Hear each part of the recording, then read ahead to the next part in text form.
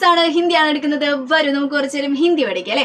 അപ്പൊ നമ്മൾ ഗ്രാമറിൽ കുറച്ച് കാര്യങ്ങളായിട്ട് ഇങ്ങനെ പഠിച്ചുകൊണ്ടിരിക്കുകയാണ് അല്ലേ. നമ്മൾ ഇമ്പോർട്ടന്റ് ആയിട്ട് കുറച്ച് മനസ്സിലാക്കേണ്ട കുറച്ച് കാര്യങ്ങളുണ്ട്. അതും സർവനാമിൽ. സർവനാമം എന്ന് വെച്ചാൽ എന്താണ്? പ്രോനൗൺ ആണ്. പ്രോനൗൺ എന്ന് വെച്ചാൽ എന്താണ്? നമുക്കറിയാം ഹി, ഷീ, ഇറ്റ് എന്നൊക്കെ പറഞ്ഞത്, ദേ എന്നൊക്കെ പറഞ്ഞിട്ട് ഒരാളുടെ പേര് അല്ലെങ്കിൽ ഒരു പ്ലേസിന്റെ പേര് അങ്ങനെ ഒന്നും നമുക്ക് അറിയാത്ത സമയത്ത് നമ്മൾ എന്ത് പറയും? ദേ, അത്, ഇത്, അല്ലെങ്കിൽ അവൻ, അവൾ എന്നൊക്കെ പറഞ്ഞിട്ടാണ് നമ്മൾ പറയാറ് അല്ലേ. ഓക്കെ. അതേപോലെ തന്നെ ആ, തും, തു എന്നൊക്കെ നമ്മൾ ഉപയോഗിക്കാറുണ്ട് അല്ലെ. ഈ ആ, തു, തും എന്ന് പറയുന്ന ഈ സർവനാമിന് കുറച്ച് പ്രത്യേകതകളുണ്ട്. പ്രോനൗണിന് കുറച്ച് പ്രത്യേകതകളുണ്ട്. ആ പ്രത്യേകതകളാണ് നമ്മൾ ഇന്ന് പറയാൻ പോകുന്നത് അല്ലെ. അപ്പൊ ഇത് പലർക്കും അറിയുന്നുണ്ടാവും, പക്ഷെ ചില ആൾക്കാർക്ക് ഇത് തീരെ നിങ്ങൾ അതിനെ കുറിച്ച് ആലോചിച്ചിട്ട് പോലും ഉണ്ടാവില്ല. പക്ഷെ ഇനി മുതൽ നിങ്ങൾ അത് ആലോചിച്ച് തുടങ്ങണം. അതായത് ഈ തു, തും, ആപ്പ് എന്ന് പറയുന്ന സംഭവം എല്ലാത്തിന്റെ മീനിങ് എന്താണ്? യു എന്ന് പറയുന്നതാണ്.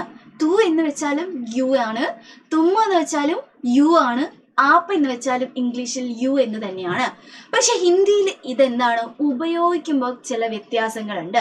ഒക്കെ റെസ്പെക്റ്റിന് മേലാണ് ഇരിക്കുന്നത് എന്നുള്ള കാര്യം മക്കൾ ആലോചിക്കുക കേട്ടോ. അതായത് തു എന്ന് വെച്ചാൽ എന്താണ്? നീ എന്നാണ്. അത് നമുക്ക് എപ്പം ആരൊക്കെ പറയാൻ വേണ്ടി ഉപയോഗിക്കാം? സാധാരണ നിലയിൽ നമ്മളെക്കാളും ചെറുതായിട്ടുള്ള ഒരാള്, അതായത് നമുക്ക് ചെറുതായിട്ടുള്ള ഒരാൾ അല്ലെങ്കിൽ അത്ര റെസ്പെക്റ്റ് ഒന്നും കൊടുക്കാത്ത ഒരാള് നമ്മള് വരികയാണ്, നമ്മുടെ സിബ്ലിങ്സ്, നമ്മുടെ അനിയത്തിമാര്, അനിയന്മാര് അങ്ങനെയൊക്കെ വരികയാണെങ്കിൽ അവരെ നമുക്ക് എന്ത് വിളിച്ചാൽ മതി? തു എന്ന് പറഞ്ഞാൽ മതി. തു എന്ന് പറഞ്ഞാൽ മതി. ഓക്കെ. തു എന്നുള്ള വാക്ക് നമ്മൾ എപ്പോഴാണ് ഉപയോഗിക്കുന്നത്? നമ്മളെക്കാളും ചെറിയ ആളുകളെ അഭിസംബോധന ചെയ്യാൻ വേണ്ടിയിട്ട്, വിളിക്കാൻ വേണ്ടിയിട്ടാണ് നമ്മൾ ഹിന്ദിയിൽ ഉപയോഗിക്കാറ് എന്നുള്ള കാര്യം ആലോചിക്കാം. അതേപോലെ തും എന്ന് വെച്ചാൽ എന്താണ്? യു എന്നുള്ളത് തന്നെയാണ് അർത്ഥം. പക്ഷെ എപ്പോഴാണ് നമ്മൾ ഉപയോഗിക്കുക? നമുക്ക് ഈക്വൽ ആയിട്ടുള്ള ഒരാൾ വരികയാണ്, നമ്മുടെ ഫ്രണ്ട്സിനൊക്കെ നമ്മൾ എന്താണ്? തും എന്ന് വിളിക്കാം.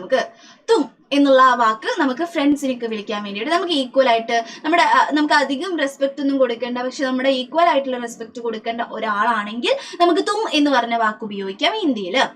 ഇനി നമ്മളെക്കാട്ടും വലിയ ഒരാളാണ്, നമ്മുടെ അച്ഛനാണ്, നമ്മുടെ അമ്മയാണ്, അല്ലെങ്കിൽ എന്താണ് നമ്മുടെ വലിയ ഏതോ പൊസിഷനിൽ ഇരിക്കുന്ന ആളാണ്, നമ്മുടെ വലിയ മൂത്ത ആളാണ് എന്നൊക്കെ വിചാരിക്കാം. ഓക്കെ.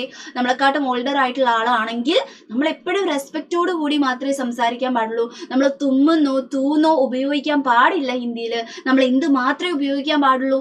ആപ്പ് എന്ന് പറയുന്ന സംഭവം മാത്രമേ ഉപയോഗിക്കാൻ പാടുള്ളൂ. നോക്കിക്കേ, ആപ്പ് എന്ന് പറയുന്ന ശബ്ദമാണ് ഉപയോഗിക്കുക.